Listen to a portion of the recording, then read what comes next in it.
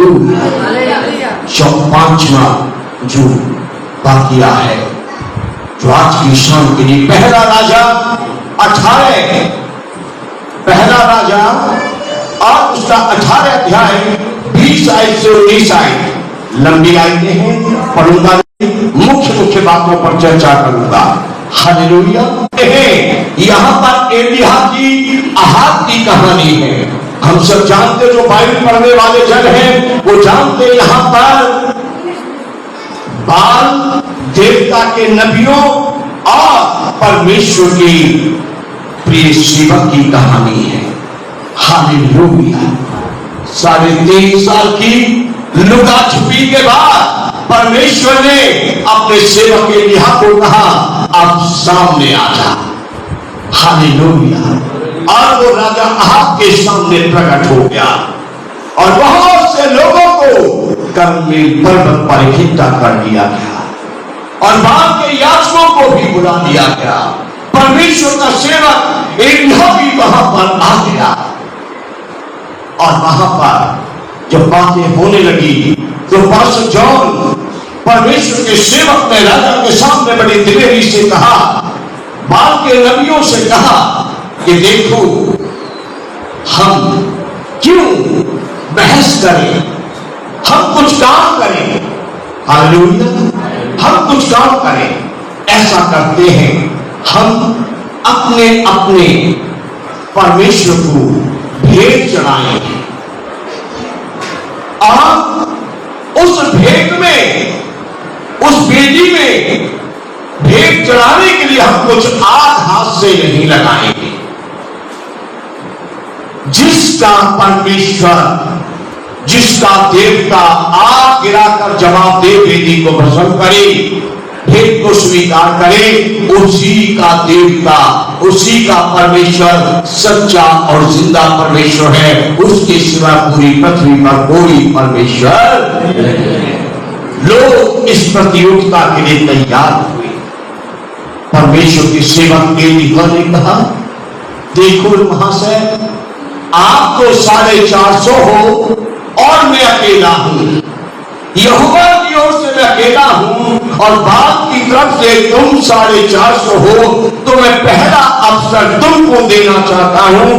पहले तुम वेदी बनाओ, पहले तुम बछड़ा लो, पहले तुम काटो और इसको सजाओ और पहले तुम अपने देवता से प्रार्थना करो कि वो आग गिराकर इसे भस्म करे और इस भेंट को स्वीकार करे और उसकी बात मैं करूंगा।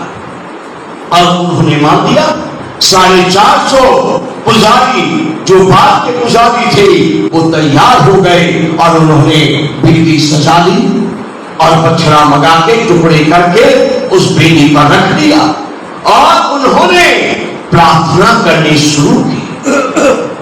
1 घंटा हो गया, 2 घंटे हो गए, 4 घंटे हो गए, उत्तर नहीं आया, उत्तर नहीं आया।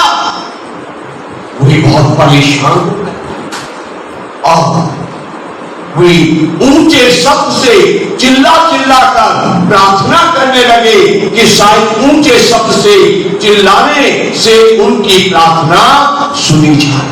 भोर से लेकर दोपहर तक वे प्रार्थना करते रहे, लेकिन प्रार्थना का कोई उत्तर नहीं आया।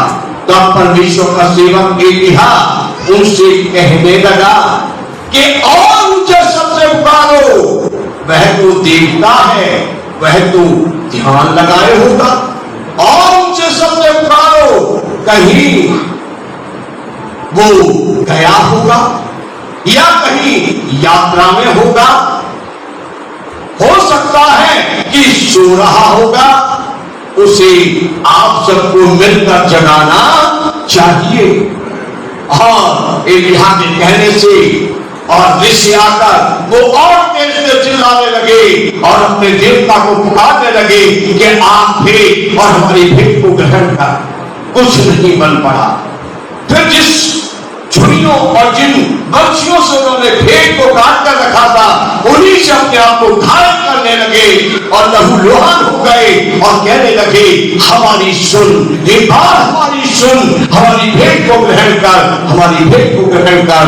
लेकिन दोपहर तक भेंट चढ़ाने के समय तक कोई उनकी सुनने के लिए नहीं आया, आग नहीं उतरी, उनकी बलि, उनकी भेंट स्वीकार नहीं हुई। तब एलिय्याह ने कहा, अब मेरी बारी है। जो उन्होंने उछल कूद कर करके बेदी हिला दी थी, उस बेदी को उसने कुछ सलाहकारों को बुलाकर समझवाया, हालेलुया, को बुलाया और कहा, इसको थोड़ा संवारो।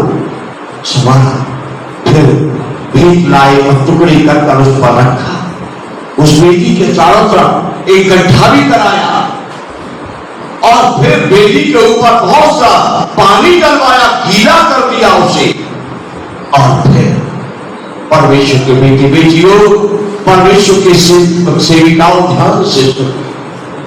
एलिय्याह ने कोई बहुत लंबी प्रार्थना नहीं की। एलिय्याह नाचा कूदा नहीं, एलिय्याह ने अपने आप को घायल नहीं किया। परमेश्वर के सेवक ने कहा, मैं तेरा दास हूं, मैंने सब काम तुझी से आज्ञा पाकर किए हैं, तुझसे वचन पाकर किए हैं। हे यहोवा, मेरी सुन कि लोग जान लें कि हे यहोवा, तू ही परमेश्वर है और तू ही उनका मन लौटा लेता है।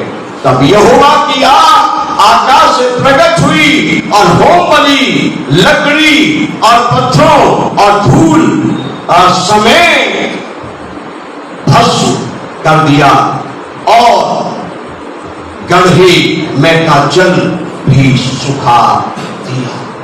यह देख सब लोग मुंह के बल गिरकर चिल्ला उठे, बोल उठे, यहोवा ही परमेश्वर है, यहोवा ही परमेश्वर है, यहोवा ही परमेश्वर है, यहोवा ही परमेश्वर है।